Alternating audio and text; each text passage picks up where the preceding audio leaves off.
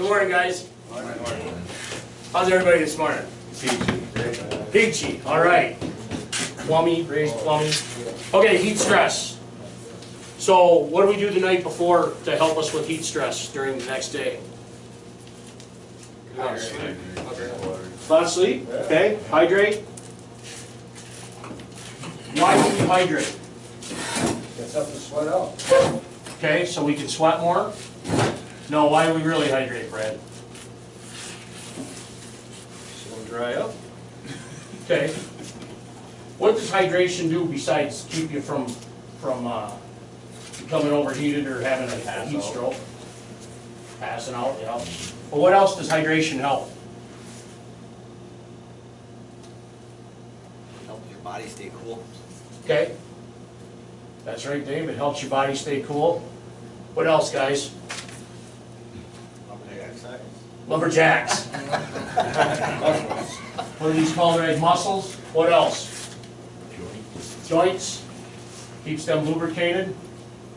So how does that help us when we're stretching and when we're throwing trash? Relax. Yep.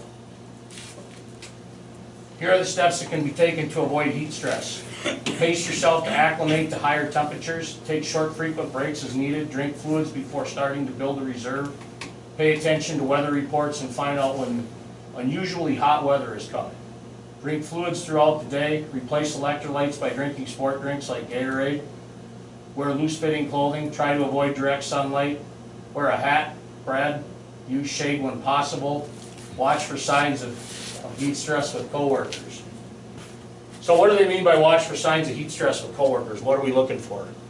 Somebody's Doing sweating a lot. fatigue. Yeah, well, or doing, staggering a little bit more than normal. Don't you get like a cold sweat, or cold or something? Yep, you'll feel cold, and you won't realize that you're sweating out. and- Or their face could kind of look flushed or something, or, kind of see it in their face, and make you struggle. Right, get rosy cheeks, and all of a sudden they look like they're in slow motion and they don't realize it. They think they're moving full speed.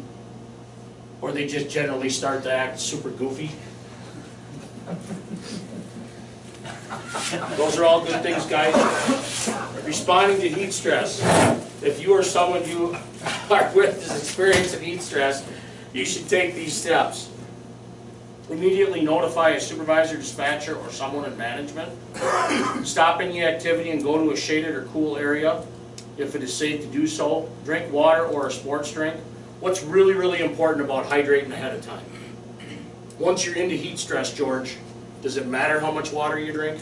No, Too late. But you want to start to replenish your body, but you're right, it's too late. You know, you're already there, but you want to start getting those fluids in there so you can get rehydrated. Settle down in the shade. If you're out on a residential route, somebody's got a garden hose with good cold water in it, douse yourself down. Done that before, you know, to bring your body temperature down. Shouldn't go really cold. No, you're right, Brad, you don't want to, because you get, right, you get shocked. Working in hot temperatures, you know what, just to emphasize on that too, what can you do on your wrists or the back of your neck? Brad, to your point of not throwing really cold water over yourself. Cold towels. Yeah. Cold off. Yeah, soap and water or whatever, around your neck. You know, Got ice packs in your pool, you put them in. that's good, that's a great point. If you got an ice pack in your cooler, or a cool rag, or a cool Dana. They've got those deals you put on your head that you can tie, you can soak that down with water and put it on your head. Yeah, but they don't have a logo on. We'll talk about that Monday. Okay. Get medical attention if needed. Working in hot temperatures can be hazardous, but taking some precautions can help us manage the environment. Heat stress can be hard to detect in others and ourselves. It is important to look out for each other under these conditions. Ensure that children are hydrated when outdoors and playing sports. Okay, so ensure that children are, right? How many children do we have working for us? Oh, no. So why would it be important that your kids are hydrated when it's hot outside?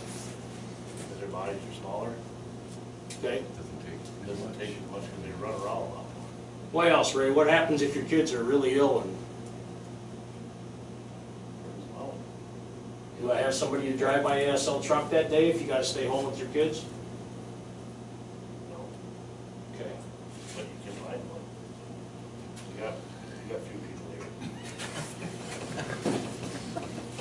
Check in on elderly family neighbors when it's hot. Carry water when outdoor outings. Carry an emergency supply of water in your vehicle at all times. Next thing is, going back to the children, the elderly people and everything else, what do we see on our roads every day? Kind of the same people. Customers, kids, running all kinds of people. Right. So are we obligated to help those people or to take notice of them when it's hot out? Yes. Are we? Yeah, if you see them and they're not doing so well, you should be getting help. Okay. So that applies to us, you know, children at home, kids, elderly people out on the routes, your customers that you love that come out and greet you. How many of you guys have kids come running up to your truck, get all excited and want to see the truck? All summer long. Okay?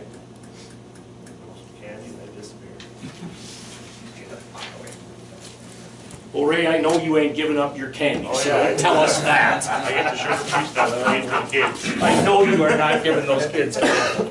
As a matter of fact, it's more like the kid running with the popsicle and Ray going, "Give me that." I take it. All right, guys. Drinking caffeinated beverages like coffee and some sodas can contribute to heat stress. True. Why is that? It's hot. Why does caffeine do that? What's wrong with it? We all love it, we all drink it all day long, right? Sure. Does anybody know why that causes heat stress? I'm asking because I don't know. No, it sucks the youth in your. What is caffeine? When we talked about drug use and substance abuse. Is it, or, I don't know. That's right, Dave. Weakness, headaches, breathlessness, nausea, vomiting, feeling faint or fainting may be signs of heat exhaustion. True? Red blotches and extreme itchiness in areas damp with sweat may be signs of heat stroke. As Brian said, drinking fluids throughout the day helps prevent heat stress. Workers may need to take more frequent breaks in hot temperatures to avoid heat stress. Ray, that is not the green light to be on break all day. Damn it. Space them out. If someone appears to be suffering from heat stress, have them continue to work at a slower pace. What do we actually do? Work harder. Get them in the shade, cool them down. Give them water. 911. A lot of times convenience stores will let you go into their coolers too, if you feel something coming on, to cool down, you go into there and talk to the manager, hey, you know, they'll let you go into the walk-in coolers to cool down. That's an absolutely great point, Ray. As opposed to walking into the elementary school and scaring the kids, right? Yeah, you're better off to go into a convenience store somewhere that's got a walk-in cooler that maybe you can sit in for a little bit, just to cool yourself down and get hydrated again. Duck into the store where there's air conditioning and coolers. That's wonderful, right? If someone appears to be suffering from heat stress, call a supervisor or a dispatcher immediately.